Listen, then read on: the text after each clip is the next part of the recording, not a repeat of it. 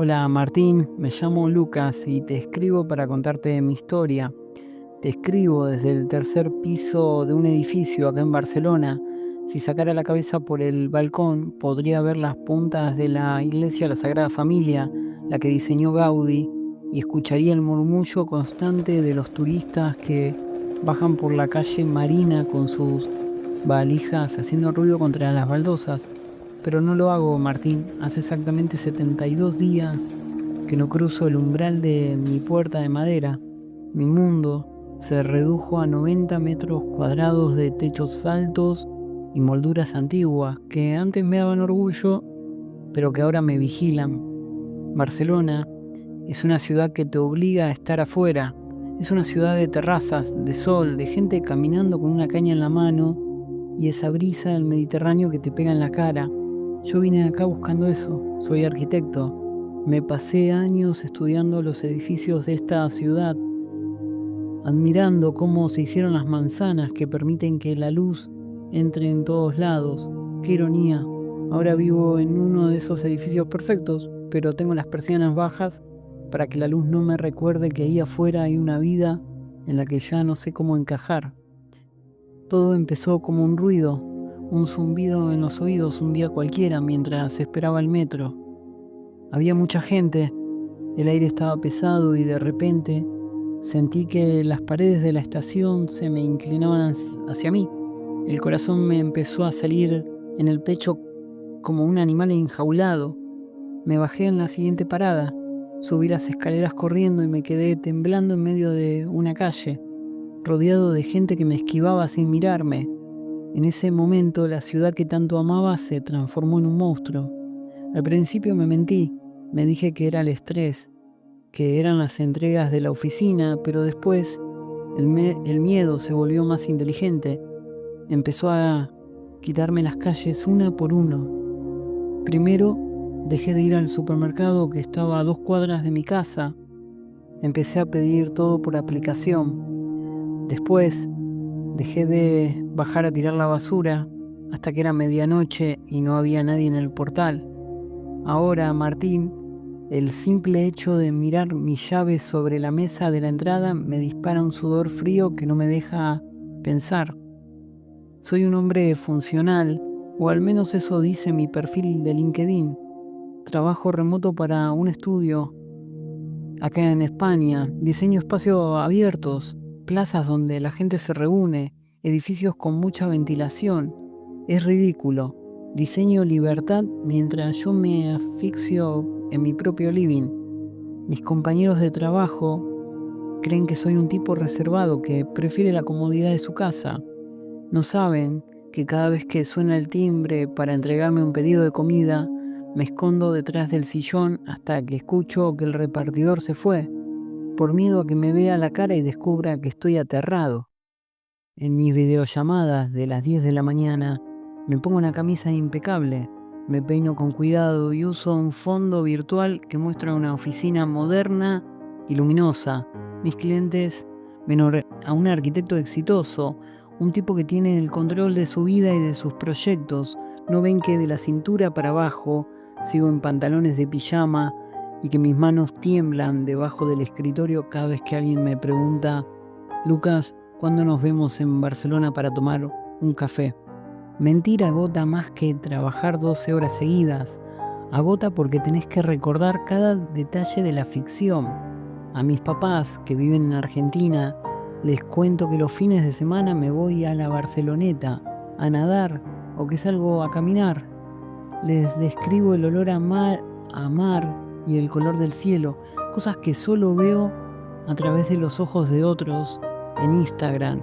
El otro día mi mamá me pidió que le mandara una foto de la calle, que quería ver cómo estaban los árboles en esta época. Me pasé 2 horas editando una foto vieja para que pareciera actual. Cuando le di a enviar, me senté en el suelo de la cocina y lloré hasta que me dolió la garganta. ¿En qué momento me convertí en un fantasma que vive en una ciudad de postal? La soledad en una ciudad tan viva como Barcelona tiene un sonido particular. Es el sonido de las persianas de los vecinos que se levantan a la mañana, de los portazos de la gente que sale a vivir, de las risas que suben desde el bar de la esquina a las 10 de la noche. Cada uno de esos ruidos es un puñal que me recuerda que soy un espectador de la vida de los demás. Me volví un experto en observar. Sé a qué hora sale el vecino del cuarto B a pasear con su perro y cuánto tiempo tarda la chica del primero A en volver del gimnasio. Los envidio con una rabia que me avergüenza.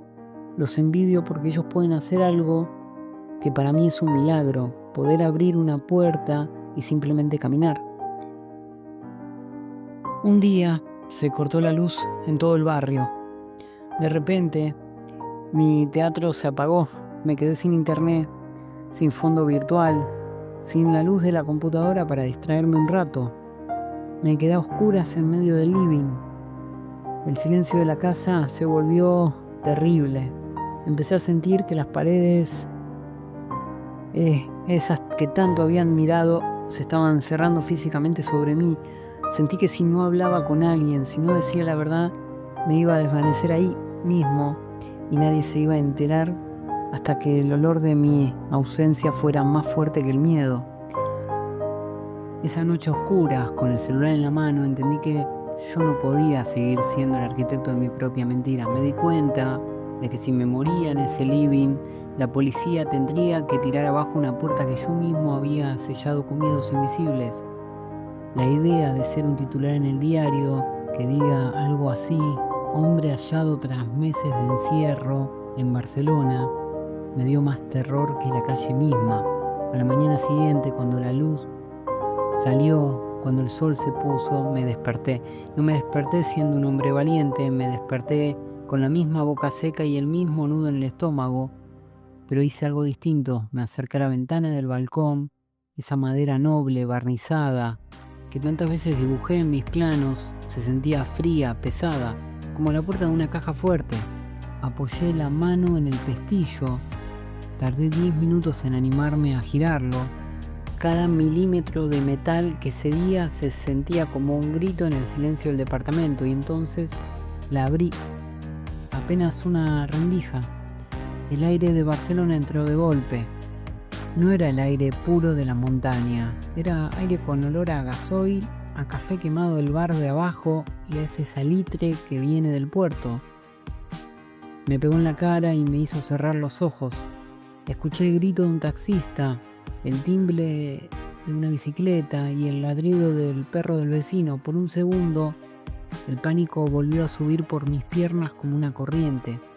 Quise cerrar la ventana, quise volver a mi cueva, pero me quedé ahí quieto, respirando ese aire sucio y real. No salí a la calle, no soy un héroe de película, me quedé en el límite, con un pie adentro y el otro rozando el umbral del balcón. Pero por primera vez en 72 días no miré el mundo por Instagram, lo miré con mis propios ojos.